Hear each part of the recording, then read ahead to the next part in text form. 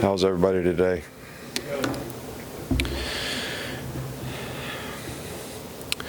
Well, practice was a lot better today. I didn't think we practiced like we need to yesterday, but the players responded and practiced much, much better today. The biggest issue, I think, is not necessarily your opponent sometime, but really yourself and human nature in terms of, what do you want to accomplish? What do you want to do? What are you willing to do to strive forward to do it, and how you sustain to do better, to do more, and not be satisfied with where you are. And that's something we certainly want to work with our players on so that we can continue to improve and play better in this game. And we're certainly looking forward to our home opener. Our fans have been great. We've had a tremendous amount of support in Bryant-Denny Stadium, and we've had our share of success there as well. But, this team is one of those fastball, no-huddle teams, go fast as they can. I think when you make a lot of noise when you play a team like this and make them go on silent, that really helps our players, especially on defense. So, our crowd can create a big advantage in this game. And I think if they're looking forward to it like I'm looking forward to it, they'll be excited about it, because it's not necessarily about anything but helping our team. So we don't really have any new injuries to report. And, we're making progress. Start back here with Matt. Nick, I just want to say, as far as their offense, obviously they're a spread team, 4 wide receivers, and you mentioned just up-tempo. What else, aside from that, is unique about their offense? And what kind of challenge do you feel like they pose offensively to especially the pass defense? Well, I think conceptually, they're one of the most difficult offenses that we play to defend. They're very, very well coached. They do a really, really good job of using personnel. They use not just 4 wideouts, but they use 3 wideouts at tight end. They use 2 backs and 3 wideouts. They use regular people. So there's a lot of multiples. There's a lot of formation adjustments. Really do a nice job in the passing game of trying to see what you're in defensively, whether they use Nike checks or hard count to get the defense to show itself, and then try to call a play that's going to beat that. So there's a lot of challenges in playing this team, and their players do a really good job of executing. They're very well coached. So pace of play is an issue, as well as them reading what you're in and running the most advantageous play, and their ability to execute. And conceptually, they're, very well, scheme-wise, they're very well managed and coached. And now that you had a chance to break down film of their defense, what did you think of the safety, number 20, for them? He's a good player, really good player. I think their players really play hard on defense, and he's definitely a playmaker. He's involved in a lot of plays, and the way their scheme is set up, I think it's set up so the safeties can make a lot of plays, and he's certainly one of their best players. You had mentioned after the game that you were pleased the way you dominated the line of scrimmage on both sides of the ball, but looking at the film, how do you think you pass protected? We could do better. I think anytime you get sacked, you didn't pass protect very well. I do think that you have to give Wisconsin's edge rushers, their 2 defensive ends are really, really good rushers, very quick, especially in passing situations. But that's something that we definitely need to improve on, especially on the edges. And, the quarterback's got to do a better job of not taking sacks, when we do get pressure. Get the ball out your hand, make a guy miss, take off running, whatever you got to do. But we don't want to have negative plays. It usually stops drives. So something that we certainly need to work on. Right back over to Michael. Yeah, just wondered, when you look at their offense, does it look like any of the teams you played this year or last year? Does it prepare you for anything you'll see in the future?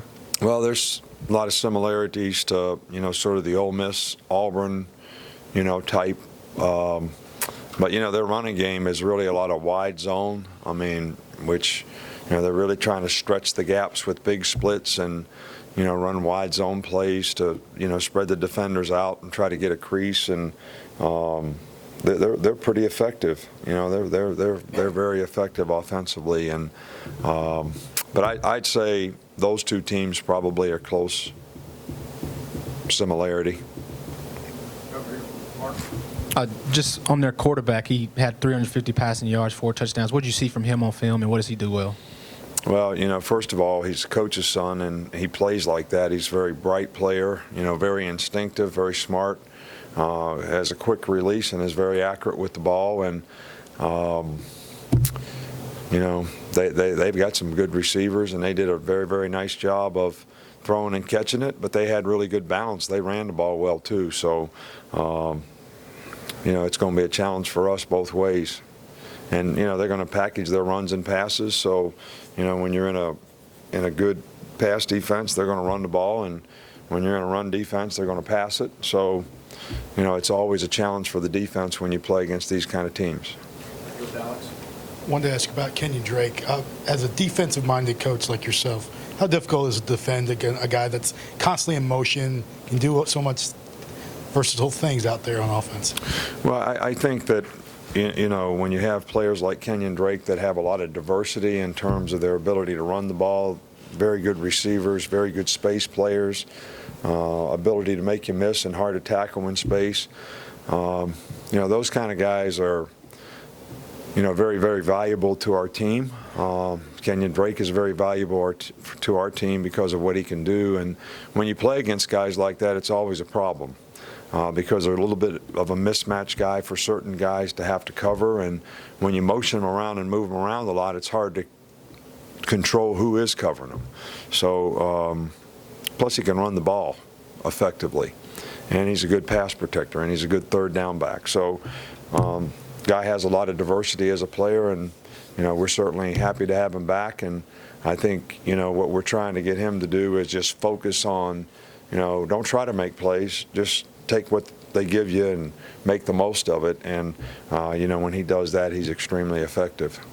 2 more right over here, Mark. Coach, I wanted to ask, as a defensive coach in Origin, you're talking about this offense that offers kind of unique challenges and special setups. Obviously, the number one goal is to win, and there's obviously always pressure to win. But I was wondering, as someone who, again, has a background in defensive coaching, if you don't look at games like this as almost not fun, but like as a kind of rewarding opportunity to kind of deal with a new kind of offense than what you typically face and scheme for that. Well, we see this kind of offense more often than we used to, and I would say that years back, when you didn't see this very often, it was very, very challenging because you had to do a lot of different things, and the players had to learn a lot of different things.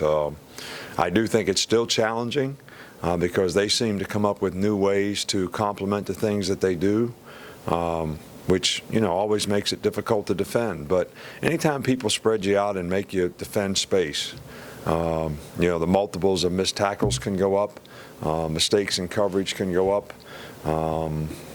The defensive players have to further to run to the ball.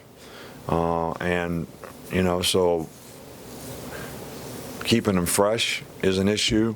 There's a lot of challenges to play this kind of offense, and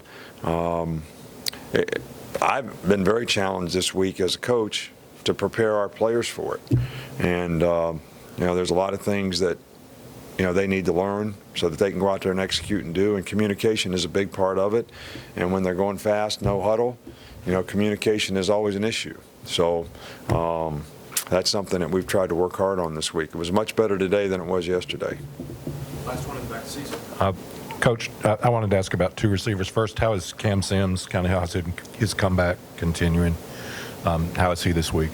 Well, he's doing, okay. The plan for him is, we're not trying to throw him totally into the fire. We got a plan where he gets so many reps a day, and we're trying to increase that on a weekly basis by maybe 10% or so in terms of how many reps he gets. I think that, the thing that when you have guys that have these kinds of injuries, the worst thing you can do is push them too hard. They get some overuse problems. They get tendonitis. They get swelling in their knee. And then all of a sudden you got to shut them down. All right, so that's what we're trying to avoid. And so far it's worked pretty well. And he practiced yesterday and practiced today. Is he 100% yet? I think he's healthy. I don't think he's been able to put enough work in to get back 100%, but he's getting closer and closer, and we're encouraged. We're very encouraged with the progress that he's made to get to where he is right now. And the other one is Chris Black, and did he survive the conversation you had after his kickoff return on Saturday? Yeah, he did. He did all right. I mean, but in his defense, in all honesty, that was our fault. This is a situation that we practiced, and we have always practiced in camp when it's less than 2 minutes in the game. And as coaches, there were 4 or 5 minutes to go in the game.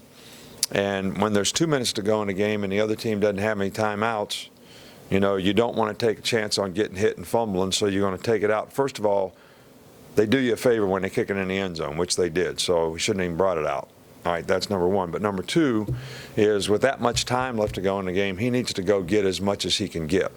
All right, and we didn't do a very good job up front, which we have coached and we have done, of blocking the people on the hands team when it's not an onside kick.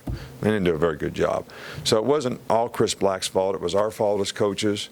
We had not gone over that situation with him where there was more than 2 minutes to go in the game, and he had to get what he could get, and the hands team knows that they need to do a much better job of blocking so we can get better field position. But, you know, if they kick the ball in the end zone in a situation like that when you have the hands team in, they're doing you a favor, so you never want to bring it out. So it wasn't a bad conversation. It was a teaching moment. It's unfortunate it happened, but, you know, we'll take the blame for that one. Thanks, Coach. All right, thank you.